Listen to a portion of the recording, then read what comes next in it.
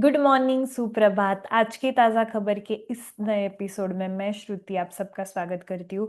तो चलिए फिर शुरू करते हैं ग्लोबल न्यूज़ के साथ। तो सबसे पहले न्यूज़ है विथ मिस्टर ट्रम्प। इन्होंने जो ट्विटर पोस्ट यहाँ पे डाला था उसके रिलेटेड।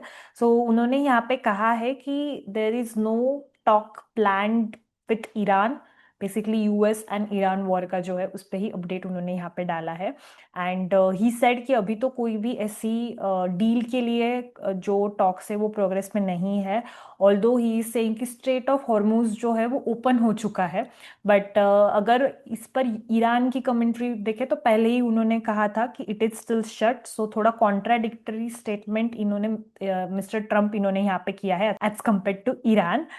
बट डेफिनेटली ईरान ने पहले ये भी कहा था कि जो स्ट्रेट ऑफ हॉर्मूज है वो भी बंद है और अभी भी वहाँ पे शिप्स घूम रही है। But mister Trump is now saying कि strait of Hormuz is new US territory, ऐसे करके भी इन्होंने यहाँ पे ट्विटर पे पोस्ट डाला है। तो डेफिनेटली अगेन इसका इम्पैक्ट सीधा होता है क्रूड के प्राइस पे। तो ब्रेंट क्रूड अगेन मैं जब ये वीडियो कर रही हूँ $87 के आसपास पहुंच चुका है। सो $90 का उसका जो ट्रेजेक्टरी था वो अगेन यहाँ पे वापस आते हुए दिख रहा है, कंसिडरिंग कोई भी पीस डील की यहाँ पे बातें नहीं हो रही है between both nations.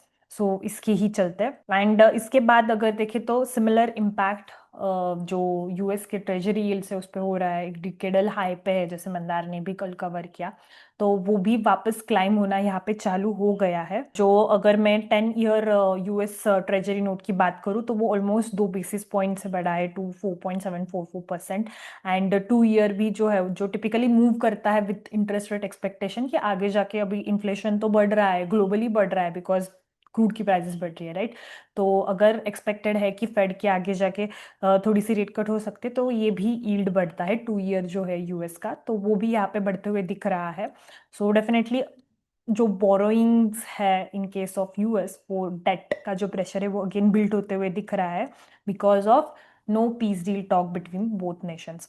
But definite यहाँ पे अगर यूएस मार्केट की बात करूँ तो कल रात को मतलब जब ओपन हुए थे तो वो म्यूटेड ही थे। तो मार्केट ने यहाँ पे बहुत रिएक्शन नहीं दिया है because everybody now knows Mister Trump का पोस्ट आता है बट बाद में अगेन पीस डील का भी आता है। सो आई थिंक मार्केट ने वहां पे थोड़ा सा रिएक्शन कम देना अभी स्टार्ट कर दिया है। नेक्स्ट अभी आते हैं इंडियन इकोनॉमी के न्यूज पे। तो अगर मैं कल की मार्केट की बात करूँ तो डिफेंस स्टॉक्स यहाँ पे काफी भागे थे। उसका मेन रीजन यहाँ पे था कि डिफेंस मिनिस्ट्री ने नोटिफाई किया है 6th इंडिजनाइजेशन लिस्ट, जिसमें 405 आइटम्स इन्होंने बोले हैं, जिसमें आता है light helicopter, tanks and light combat aircraft. तो बेसिकली हम सबको पता है make in India China plus one का जो स्ट्रैटेजी है इन केस ऑफ डिफेंस, क्योंकि अभी जो वॉर की सिचुएशन चल रही है मैक्रो लेवल पे, उसके बाद डिफेंस जो सेक्टर है वो काफी इंपॉर्टेंट हो गया है फॉर एवरी कंट्री। और हर कंट्री चाहेगी कि हमारा जो प्रोडक्ट है जो यूज कर रही है हमारी नेवी या फिर आर्मी वगैरह, तो वो सेल्फ मेड ही हो। जैसे इंडिया के लिए वी वांट इंडिजनाइजेशन, मतलब मेक इन इंडिया ही वहां पे हो, आत्मनिर्भर भारत। तो उसके ही चलते यहाँ पे कुछ लिस्ट ऑफ आइटम्स जो है वो नोटिफाई मिनिस्ट्री कर रही है धीरे धीरे। तो 6th टाइम दे नोटिफाइड एडिशनल लिस्ट 405 आइटम्स की, एंड जिसकी ही बात काफी ज्यादा यहाँ पे डिफेंस स्टॉक्स अप थे, जिसमें एक जेनटेक भी था जो हमारे मॉडल पोर्टफोलियो में भी है। तो जैसे अभी stock almost up 6%। So if you want to check और कौन से इंटरेस्टिंग ऐसे स्टॉक्स है और क्या मॉडल पोर्टफोलियोज है, डिफरेंट डिफरेंट थीम्स के लिए डिफरेंट डिफरेंट पोर्टफोलियोज है, तो please do check our website. Currently discount भी चालू है, फ्रीडम कूपन आप यूज करके 60% ऑफ यहाँ पे अवेल कर सकते हो। तो अगर ये लिस्ट की बात करूँ, अगेन न्यूज पे वापस आते हैं, तो लिस्ट की अगर बात करूँ जो डिफेंस मिनिस्ट्री ने यहाँ पे अनाउंस की है उसमें इंक्लूड है subsystem, subassemblies, spare, line replaceable units and raw material. ये सब इंडिजनाइज्ड होगा और प्रोक्यूर करेंगे इंडियन इंडस्ट्री से ही। ओवरऑल 16 आइटम्स जो है वो इंडियन कोस्ट गार्ड्स को के तरफ बिलोंग करते हैं, एंड बचा हुआ डिफेंस जो है वो पब्लिक सेक्टर अंडरटेकिंग्स के पास वाले आइटम्स है। ऑल्दो इसमें कुछ डिफेंस इलेक्ट्रॉनिक्स फीचर्स वाले भी प्रोडक्ट्स है, जैसे radar, sonar, fire control system, satellite communication system, ये सब भी इसमें आता है। एंड ये इनिशिएटिव ओवरऑल जो इंडिया की इंडस्ट्री में जो एमएसएमईज है, micro small and medium enterprise, उनका पार्टिसिपेशन तो बढ़ाएगा ही, plus dependence on different import वाले प्रोडक्ट्स भी यहाँ पे कम हो जाएगा। अप टू जून 26 अगर मैं बात करूँ तो मोर देन 33,000 डिफेंस आइटम्स जो है वो इंडिजनाइजेशन के लिस्ट में पहले 5 नोटिफिकेशंस में यहाँ पे मिनिस्ट्री ने बताए थे। एंड उसके थ्रू अगर हम लास्ट 5 साल की बात करें तो 9,000 करोड़ के आसपास इंपोर्ट सब्सटीट्यूशन यहाँ पे हुआ है। सो डेफिनेटली एक मेक इन इंडिया को ये अच्छा स्ट्रॉन्ग पॉइंट है, जिसके ही चक्कर में ये सारी डिफेंस कंपनीज कल भागी थी। Next is news related to एक इंटरेस्टिंग न्यूज है। It is related to maritime engineering capabilities. तो इंडिया का जो टैंकर एक्सपोर्ट है वो यहाँ पे सर्ज हुआ है over 6 fold to $1.36 billion in Q1 FY26, and जिसमें यूएई यहाँ पे एक लीडिंग कंट्री है जिसको इंडिया यहाँ पे एक्सपोर्ट कर रहा है। सो ओवरऑल अगर ये नंबर की मैं बात करूँ तो दिस इज मेनली शोइंग कि इंडिया के पास मैरीटाइम इंजीनियरिंग कैपेबिलिटीज है। एंड यूएई एक इमर्जिंग डेस्टिनेशन बन रहा है जहाँ पे ज़्यादा से ज़्यादा एक्सपोर्ट यहाँ पे इंडिया से हो रहा है। सो जो लार्ज स्केल ट्रांसपोर्ट शिप में जो यूज होते हैं टैंकर्स, उसकी मैं यहाँ पे बात कर रही हूँ, जो mainly bulk movement of liquid and gases जैसे एलएनजी जैसे गैसेस के लिए वो यूज होता है। Even for crude oil, petroleum product, chemical, fresh water, ये सब के लिए ये यूज होता है। ये जो टैंकर्स है वो ये सब चीज के सप्लाई के लिए यूज होता है। तो ओवरऑल अगर मैं डेटा की बात करूं तो एक्सपोर्ट वॉल्यूम जो है वो सिग्निफिकेंटली एक्सपांड हुए from 10 vessel to 23 vessel. And जिसके ही चलते Indian build tankers and marine transportation assets की यहाँ पे ओवरऑल ग्लोबली डिमांड बढ़ रही है। ऑल्दो यूएई के लिए जो ये शिपमेंट्स है वो ड्रामेटिकली यहाँ पे इंक्रीज हुए हैं। जो $103 मिलियन थी वो अभी ऑलमोस्ट $900 मिलियन पे यहाँ पे पहुंच चुकी है। तो काफी यहाँ पे इंक्रीज है for demand from UAE side. इसके बाद सिंगापुर भी एक लार्जेस्ट लीडिंग मैरीटाइम हब है, and that is also become second destination जो इंपोर्ट कर रहा है $146 मिलियन का, which is up as compare to $45 million पहले था, पहले पिछले साल। मतलब ऊपर के भी मैंने जो यूए की नंबर्स बोले वो पिछले साल के ही है। सो ऑलमोस्ट एक साल में काफी ज्यादा यहाँ पे जो इंडियन टैंकर्स के एक्सपोर्ट है वो बढ़ गए हैं। तो डेफिनेटली अगर सब्सटैंशियल शेयर किसका है in case of Indian tanker exports तो वो गल्फ इकोनॉमीज का है। अगर Q1 FY27 की बात करूँ तो वहां से दिख रहा है कि एक स्ट्रॉन्ग डिमांड है from energy and shipping sectors के लिए। डेफिनेटली एक जो कैपेबिलिटीज थी इन case of high value ship building sector वो यहाँ पे इंडिया की हाईलाइट हो रही है। जो मे भी कुछ कुछ कंपनीज जो शिप बिल्डिंग में है, मैज़गाव डॉक वगैरह भी है, बट वो इतना एज सच ये टैंकर्स में अभी तो करंटली एक्टिव नहीं, but definitely that has a capability and दिख रहा है वो नंबर्स में भी कि इंडिया के पास अभी वो कैपेबिलिटी है। नेक्स्ट अभी आता है स्टॉक स्पेसिफिक न्यूज पे। तो एजिस लॉजिस्टिक के रिलेटेड न्यूज थी that company is in talk to acquire UAE's Tristar for $1.5 billion. So अगर मैं शेयर प्राइस की बात करूँ तो कल के क्लोजिंग में ऑलमोस्ट 6% स्टॉक अप था, mainly because of this news only.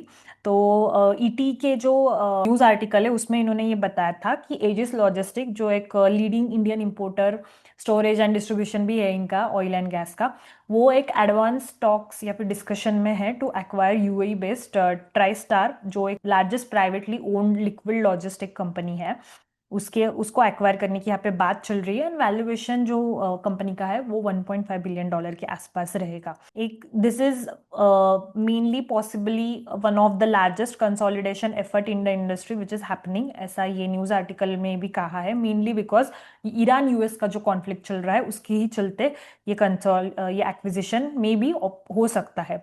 अगर मैं ट्राइस्टार की बात करूँ तो 30+ कंट्रीज में ये ऑपरेट करता है across West Asia, Africa, Asia Pacific, Asia Pacific, America, Europe. And ये transportation and storage services customers को देता है, including Abu Dhabi national oil company भी इसमें इसकी कस्टमर है।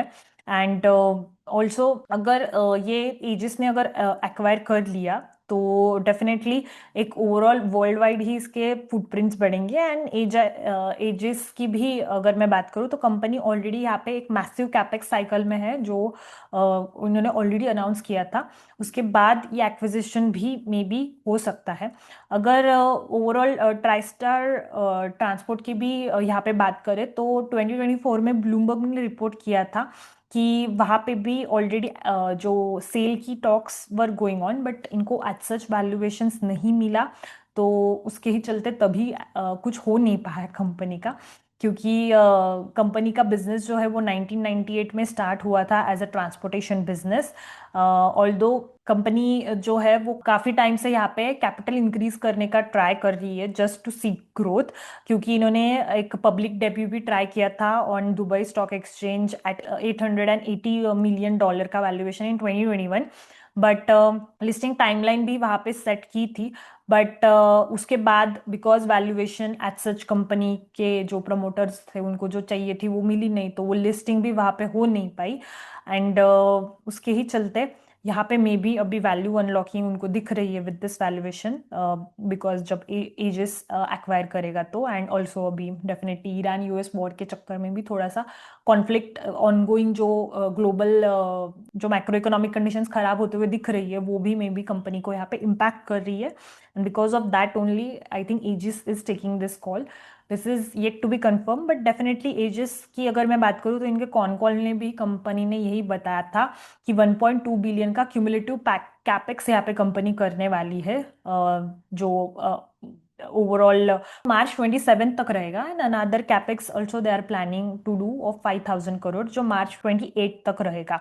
सो ब्रॉडर $5 बिलियन का इन्वेस्टमेंट ओवरऑल कंपनी करने वाली है बाय 2030। तो डेफिनेटली काफी एग्रेसिव इनके प्लान्स है। एंड लगता है कि कैसे इनऑर्गेनिक प्ले यहाँ पे प्ले आउट हो रहा है। बट यस, एक अपॉर्चुनिटी क्रिएट हो गई है with this US Iran war on going for Aegis logistic.